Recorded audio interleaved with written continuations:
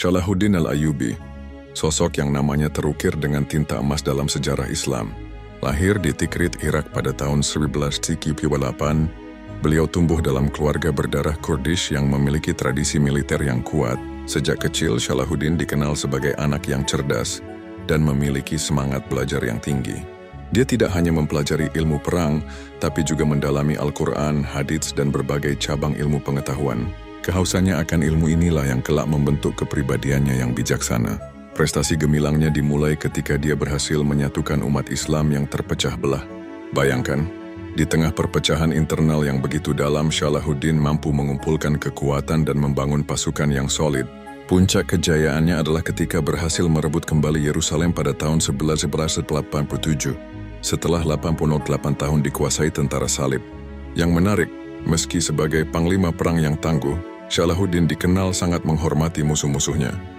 Dia bahkan mengizinkan tentara salib yang kalah untuk meninggalkan Yerusalem dengan aman dan memperlakukan tawanan perang dengan sangat manusiawi. Sikap mulia ini bahkan membuat Raja Richard the Lionheart, musuh besarnya, menaruh hormat yang mendalam.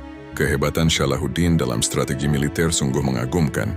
Dia memperkenalkan taktik perang gerilya yang efektif dan mampu memimpin pasukan dalam pertempuran-pertempuran besar dengan sangat cerdik. Keahliannya dalam mengatur formasi pasukan dan membaca situasi medan perang menjadi pelajaran penting dalam sejarah militer. Warisan terbesar Salahuddin bukan hanya kemenangan-kemenangannya dalam peperangan, tapi juga pembangunan berbagai fasilitas publik. Dia mendirikan madrasah-madrasah, rumah sakit, dan berbagai bangunan yang hingga kini masih berdiri sebagai saksi kejayaan Islam. Perpustakaan-perpustakaan yang dia bangun menjadi pusat ilmu pengetahuan yang mencerahkan. Menjelang akhir hayatnya pada tahun 1193, Salahuddin meninggal dalam kesederhanaan. Meski menguasai wilayah yang sangat luas, dia tidak meninggalkan harta melimpah. Yang dia tinggalkan justru teladan tentang kepemimpinan yang adil, keberanian yang diimbangi kebijaksanaan, dan kemuliaan akhlak yang menjadi inspirasi hingga hari ini.